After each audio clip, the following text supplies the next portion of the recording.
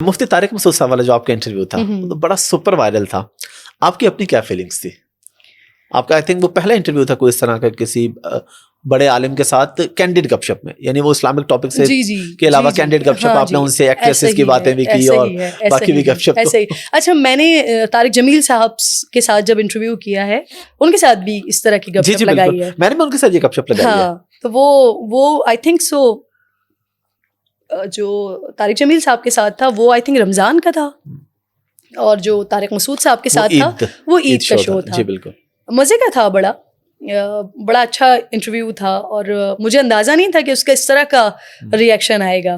اور میں اس وقت, کیونکہ وہ میرا سلاٹ تھا 7 o'clock کا, اب میں 10 o'clock کا سلاٹ کر رہی ہوں, تو اس کی جو آپ کی آڈینس ہوتی ہے وہ بڑا ڈفرینٹ ہوتی ہے, اور عید پہ بڑا ڈفرینٹ دیکھنا چاہتے ہیں. مطلب آپ وہی سارے لوگ بٹھا کے جو سارا سال ہم کر رہے ہوتے ہیں وہی ساری آپ باتیں کریں, تو اتنا زیادہ لوگ مطلب آپ کو دیکھنا پسند نہیں کرتے, اور لوگ انوائے ہو جاتے ہیں نا کہ کیا بھائی وہی ساری چیزیں دکھا رہے ہیں. تو طارق مسعود صاحب کے ساتھ بڑا اچھا انٹرویو ہوا تھا. وہ ان دنوں بڑے وائرل بھی ہو رہے تھے, وہی اپنی 3-4-5 شادیوں کے حوالے سے, تو بڑے مزے کا تھا. پھر اس کے بعد میرا ان سے رابطہ بھی رہا.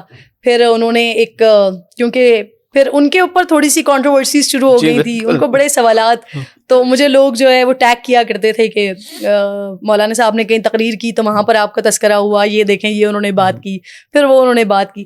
تو ایک ٹائم تک پھر ان کے ساتھ ایک بڑا اچھا رابطہ بھی رہا. لیکن پھر وہ آبویسلی ان کی اپنی بہت زیادہ مصروفیات ہیں, میری اپنی بہت زیادہ مصروفیات ہیں, تو وہ رابطہ اس طرح سے نہیں ہو پاتا. لیکن ایک اچھی شخصیت میں نے طارق مسعود صاحب کو بھی پایا. طارق جمیل صاحب تو خیر وہ تو ان کے بارے میں تو پھر بات ہی نہ کی جائے, بلکہ طارق مسعود صاحب کے حوالے سے آپ نے بات کی نہیں, لیکن میں خود ہی ابھی کر دیتی ہوں. ابھی جب پچھلے دنوں ان کے بیٹے کا انتقال ہوا تھا, طارق جمیل صاحب کے بیٹے کا انتقال ہوا تھا, تو اسی دن میں نے میرا شو تھا, کیونکہ تو پورے ہمارے پاس کسی میڈیا چینل نے اس کے اوپر کوئی شو نہیں کیا تھا, میں نے اس پر شو کیا تھا. اسی دوران میرے پاس ایک اور مفتی صاحب ہیں, ان کا میسج آتا ہے, لائیو شو کر رہی تھی, ان کا میسج آتا ہے کہ آپ اس ٹاپک پہ پرٹیکولرلی بات کریں ذرا. تو میں نے اس ٹاپک کو چھیڑا کہ اگر کوئی اس طرح کا انسان ہے جس کے ساتھ ذہنی مسئلہ ہے اور وہ اپنے آپ کو مار لیتا ہے, تو اس کے لیے کیا. کیونکہ میں اسی وقت ہی دیکھ رہی تھی ٹویٹر کے اوپر نا ایک تھریڈ شروع ہو گیا تھا شدید والا, کہ یہ تو اللہ کی باتیں کرتے ہیں اور ان کے اپنے بچے جو ہیں وہ خودکشیاں کر رہے ہیں, حرام کام کر رہے ہیں یہ وہ. تو میں نے جب یہ مفتی زبیر صاحب تھے غالباً, یس مفتی زبیر صاحب, ان سے جب میں نے سوال کیا تو ان کی لائن ڈراپ ہو گئی. مین وائل میرے ساتھ مشتاق بھائی تھے دا کرکٹر, انہوں نے کہا کہ یہ اس پہ کوئی عالم ہی اچھا جواب دے سکتے ہیں.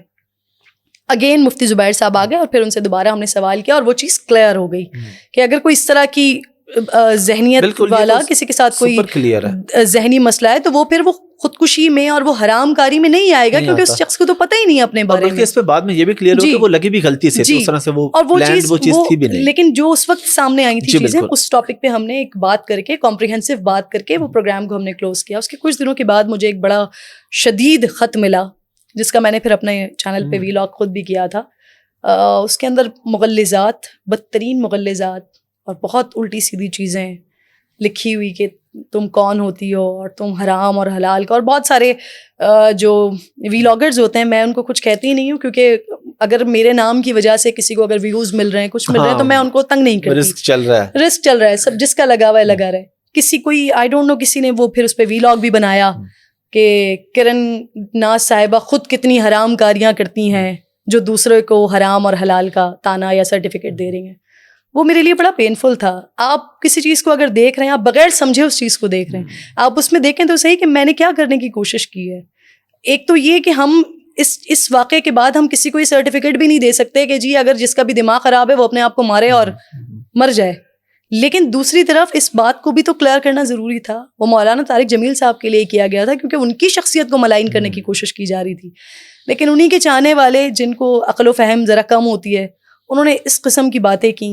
پھر میں نے خیر ویلاگ اس پہ کر دیا تھا, اور کوشش کی تھی کہ وہ جنہوں نے مجھے حرام اور حلال کا سرٹیفکیٹ دینے کی کوشش کی ہے, جنہوں نے اپنی آنکھوں سے کبھی نہیں دیکھا, کچھ نہیں دیکھا اپنی آنکھوں سے, لیکن انہوں نے مجھے اس ویلاگ میں بتا دیا کہ میں کیا کیا چند ویوز کے لیے, ہاں جی, ساری گیم ڈالرز کے لیے, سوچ نہیں رہے ہوتے کہ یہ کیا کر رہے ہیں اپنے ساتھ, اور یہ ان کو پتہ نہیں ہے کرنے والوں کو آخرت میں یہ بہت بہت بڑی مصیبت ہے کہ یا تو آپ دوسرے کے گناہ اپنے سر لیں گے یا اپنی نیکیاں ان کو دیں گے, تو جنت کا راستہ آسان ہوگا. ہاں, یہ خوش بھی ہو جانا چاہیے کہ میرے ذرا دھل رہے ہوتے ہیں. بالکل یہ ریئلٹی ہے, ہاں یہ ریئلٹی ہے, کیونکہ میرے ساتھ 2-4 دفعہ ہوا تو میں کچھ پریشان بھی ہوا. میں نے مولانا تاج محل صاحب سے بھی ڈسکس کیا تو انہوں نے کہا بیٹا یہ تو نارمل بات ہے, کوئی بات نہیں, معاف کرنا, آپ ہی کے دھل رہے ہوتے ہیں, آپ نے معاف کرنا ہے اور آپ کے گناہ بھی دھل رہے ہیں. ایسا ہی.